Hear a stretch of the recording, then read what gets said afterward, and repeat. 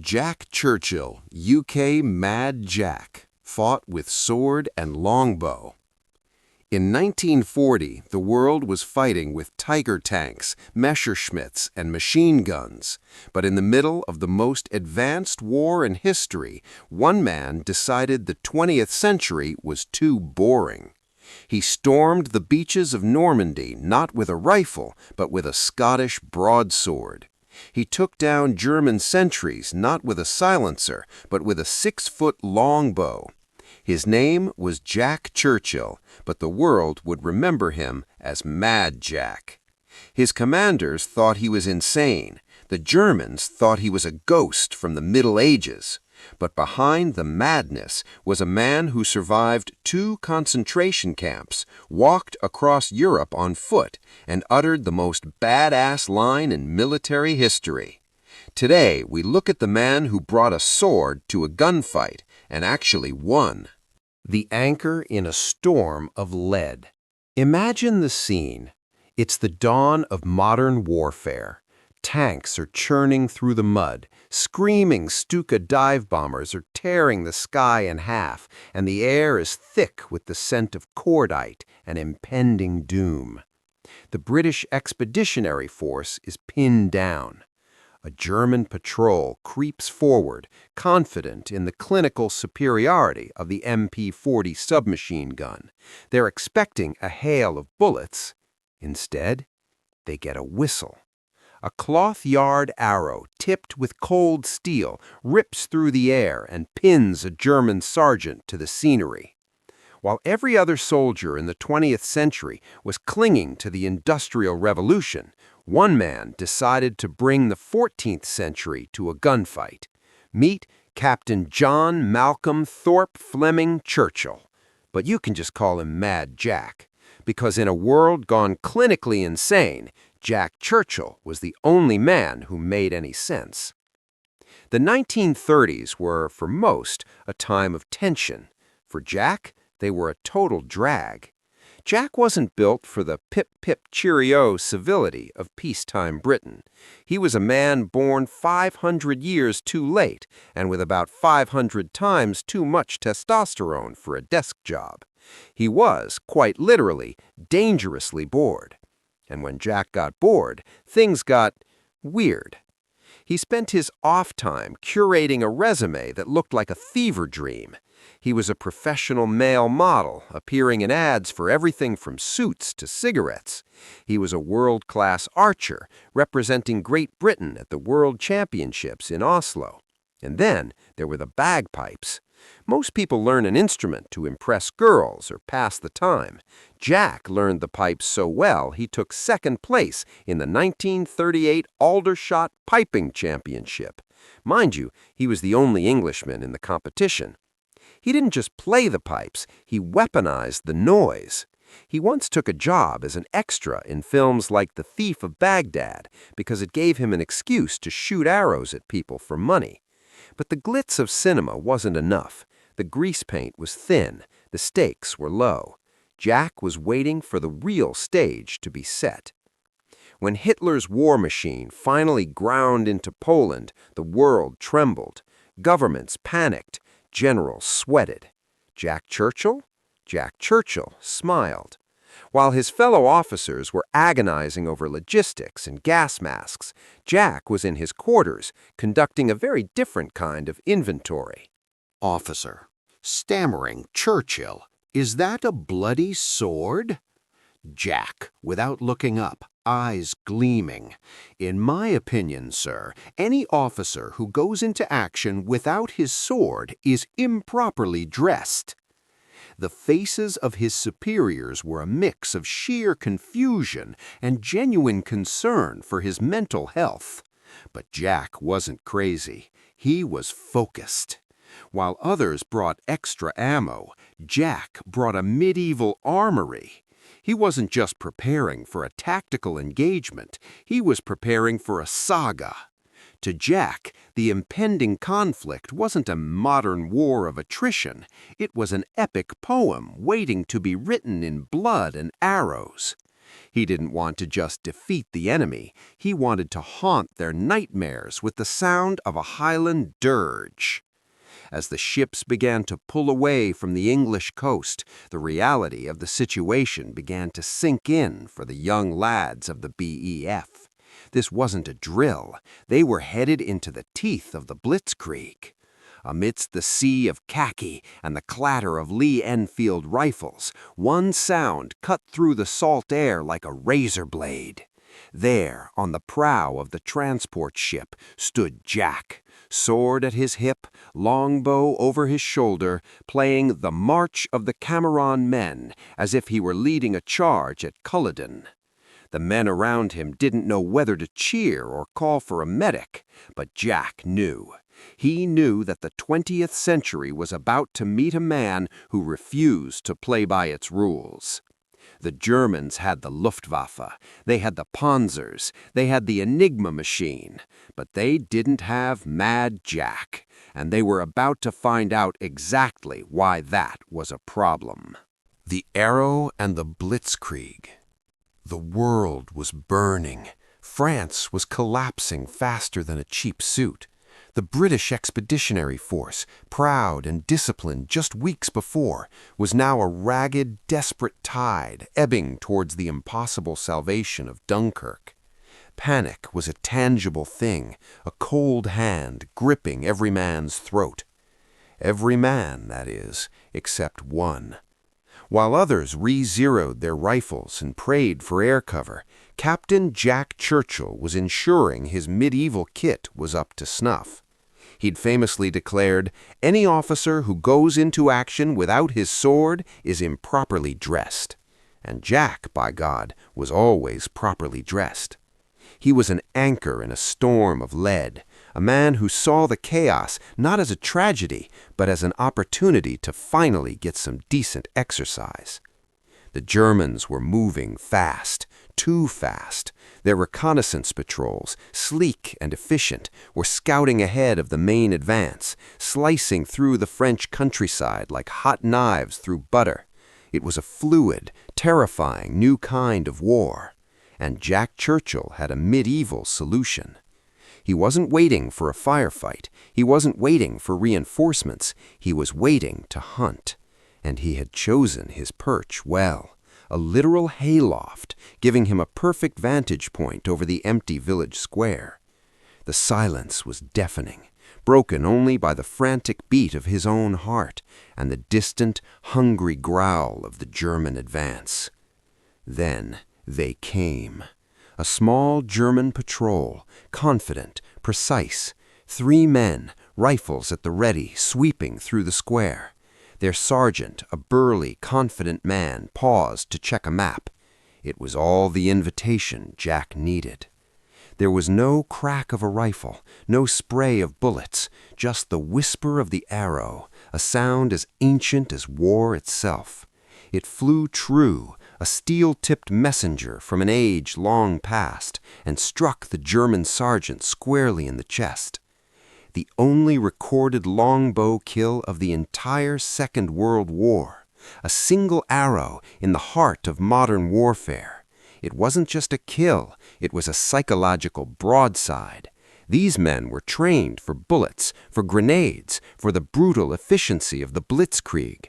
They were not prepared for Agincourt in the middle of 1940. While they scrambled, Jack's section, hidden in the surrounding buildings, opened fire with their rifles.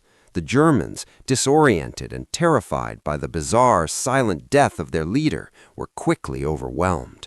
The skirmish at Lepinette was a small victory, a tiny act of defiance in a tidal wave of defeat. But the retreat continued. Dunkirk was still a desperate gamble, and the Germans were closing in. Jack, ever the showman, decided the morale needed a boost. He marched alongside his men, bagpipes blaring, a one-man defiant concert against the encroaching enemy. It was absurd. It was magnificent. It was pure Jack. During one particularly brutal engagement, a machine gun round tore into his shoulder. Most men would have collapsed. Most men would have cried for a stretcher. Jack simply pulled out a field dressing, wrapped it himself, and kept fighting. He even allegedly carried a wounded comrade to safety, all while still lugging his beloved pipes. Because you never, ever leave a man behind, and you certainly never leave your bagpipes. Finally, after weeks of fighting, retreating, and playing his bizarre, personal brand of psychological warfare, Jack and his men made it to the beaches of Dunkirk. The miracle of Dunkirk, indeed. Over 300,000 men snatched from the jaws of annihilation. As his ship sailed away from the burning coast of France back towards the safety of England, you might expect a sigh of relief, a moment of quiet reflection. But Jack Churchill wasn't like other men. When asked about his experience in the chaotic retreat, his response was pure, unadulterated Jack. He had faced the German war machine with a bow and arrow, been shot, saved lives, and played his bagpipes through the gates of hell. And his biggest regret? Not getting to swing a bloody great sword. This was not a man who understood defeat. This was a man who understood how to be properly dressed. And the war for Jack was just getting started. The Highland Thunder on WWII. Christmas was over, but for the men of No. 3 Commando, the real party was just starting. WWII, Norway. Operation Archery. The goal, total annihilation of the German coastal batteries and fish oil factories fueling the Nazi war machine. But as the landing craft hit the surf, the men inside weren't thinking about fish oil. They were thinking about the noise. In the bow of the lead craft, one man wasn't ducking, he wasn't praying, he was inflating a bag. It was Jack. The Germans on the shore must have thought the Arctic air had finally snapped their minds. Through the mist, through the smoke of the Royal Navy's opening bombardment, they heard the ancestral war cry of the Highlands. Jack wasn't just playing music, he was casting a spell. He was summoning the ghost of every warrior who ever bled for a hill, and he was bringing them straight to Hitler's front door. The ramp hit the water, and the world went from tense to total carnage in a heartbeat. Jack didn't wade, he didn't stumble, he leaped. He charged the shore like a man possessed. He wasn't a soldier of 1941 anymore. He was a force of nature. He was a Viking returning home with a grudge. The psychological terror was absolute. Imagine you are a German conscript. You've been told this is a war of technology, of superior engineering, of the new order. Then, out of a cloud of cordite, a 6-foot-tall Brit with a terrifying grin lunges at you with a sword that looks like it belongs in a museum. Jack was everywhere, clearing bunkers, directing fire, leading charges. He was a whirlwind of steel and grit. In the heat of the assault, a stray German bullet ripped through the leather bag of his pipes. The music died. The Highland drone was silenced. Jack wasn't rattled by the near miss. He was annoyed. They'd broken his favourite instrument. He tucked the ruined pipes under one arm, gripped his sword tighter with the other, and went back to work with a renewed sense of personal vendetta. Operation Archery was a textbook success. The factories were scrap metal. The batteries were silent. Hitler was so rattled by the raid, he moved 30,000 troops to Norway just to make sure it didn't happen again. Troops that could have been in Russia or France. He boarded the ship with the swagger of a conqueror. He had survived the freezing spray, the machine gun nests, and the loss of his pipes. He had proven that one man with a sword and a hell of a lot of madness could break the spirit of the Third Reich. Back in London, the story of WWII began to spread. It passed from trench to trench, from barracks to barracks. The British Army had a new icon, a man who didn't care about the rules of engagement, a man who fought as if the last 500 years of military history were just a suggestion. To some, he was the bravest officer in the king's service. To others, he was a liability who should have been in a padded cell. But everyone agreed on one thing. As long as Jack Churchill was breathing, the war was going to be anything but boring.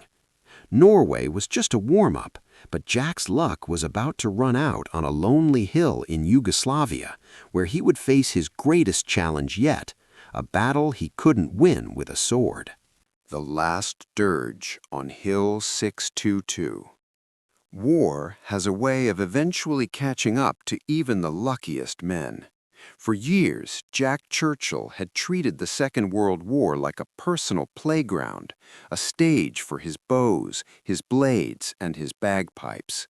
He had outrun the Blitzkrieg and outfought the Arctic winter. But on the island of Broch, at a god-forsaken piece of rock labeled Hill 622, the music was about to stop. The objective was simple: take the height, control the island. But the Germans had turned Hill 622 into a vertical fortress. They weren't just defending, they were erasing everything that moved on that slope. It wasn't a battle, it was a meat grinder. One by one, the men Jack had trained, the men who had followed his sword into the surf of Norway, were being cut down.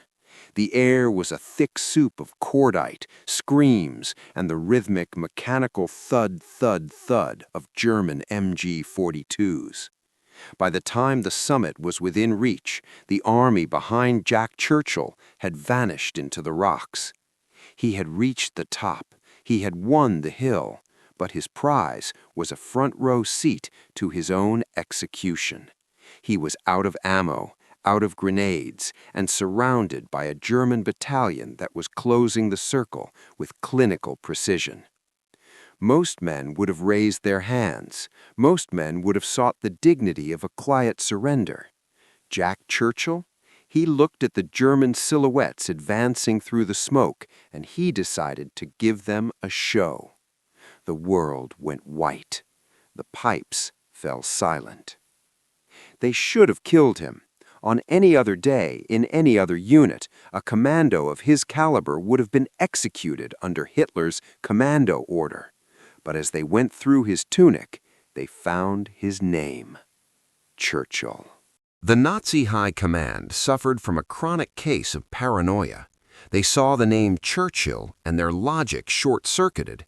They didn't think he was just a soldier. They thought they had captured the Prime Minister's nephew, or perhaps a secret son. In reality, Jack and Winston weren't related at all. They shared a name and a love for a good fight, but that was it. Yet this case of mistaken identity became Jack's get-out-of-jail-free card. He was too valuable to shoot. He was a bargaining chip. He had survived the hill, but he had traded the open sky for a cage. Jack woke up in the dark. The smell of burning diesel and salt air was gone, replaced by the stagnant, hopeless stench of human misery. He wasn't in a POW camp. He wasn't being treated as an officer. He was in Sachsenhausen, a concentration camp, the heart of the Nazi nightmare. The man who lived for the wind in his face and the skirl of the pipes was now buried in the bowels of the Third Reich. For most men, this was the end of the story, a slow fade into the gray fog of the Holocaust. But the Nazis had made a critical mistake. They had left Jack Churchill alive, and they were about to find out that no wall on earth was built thick enough to hold a man who considered a world war to be a personal challenge. The Great Escape and the Great Disappointment. Sachsenhausen wasn't a prison. It was a machine designed to break the human spirit. It was a place where hope went to die, surrounded by electrified wire, machine gun towers, and the relentless, crushing boredom of captivity. For the thousands trapped behind these walls, it was the end of the line. For Jack Churchill, it was a temporary inconvenience, a slightly too long layover in a trip that was far from over. September 1944. While the Allied armies were punching through the Siegfried Line, Jack was punching his own ticket out. He didn't wait for a rescue. He and an accomplice slipped into an old forgotten drainage pipe, covered themselves in filth to mask their scent, and literally crawled their way to freedom. They didn't just walk out. They embarked on a 200-kilometer trek toward the Baltic coast. Jack didn't have a compass. He didn't have a map. He had a sense of direction that would put a migratory bird to shame, and a level of confidence that was borderline delusional. He treated the heart of the Third Reich like a weekend hike in the Highlands. He slept in haystacks, dodged patrols by whispering into the shadows, and scavenged what he could from the soil of the enemy. He was caught just miles from the sea. Most men would have been executed on the spot, but that Churchill name was still working its magic. Instead of a firing squad, Jack was sent to the Tyrol, a high-security fortress tucked away in the jagged, snow-capped peaks of the Alps. The Nazis thought the mountains would be his bars. They were wrong. The mountains were his home turf. April 1945. The Reich is screaming its last breath. The power grid fails, plunging the mountain prison into a deep velvet blackness. Jack didn't hesitate. He didn't wait for a plan. He simply stood up and walked into the shadows. By the time the Germans realized the madman was gone, Jack was already miles away, swallowed by the vertical wilderness of the Alps. This is where the story shifts from war movie to survival horror. Jack set a course for Italy, 150 miles to the south. He had no coat, no boots meant for mountaineering. His only supplies? A tin of onions he'd pinched from the prison kitchen and whatever half-frozen vegetables he could dig out of the hard alpine earth. He walked for 8 days. He crossed mountain passes that would challenge a professional climber in full gear, fueled by nothing but raw adrenaline and a pathological refusal to be a prisoner. His feet were shredded, his ribs were showing, and his beard was a tangled thicket of ice and dirt. But he never stopped. He was a ghost haunting the mountains, moving toward the sound of the big guns. Imagine you're a 19-year-old GI from Nebraska, driving your Jeep through the Italian countryside, thinking the war is almost over. Suddenly, a figure emerges from the tree line. He looks like a wild man. He looks like a prophet who has spent 40 years in the desert.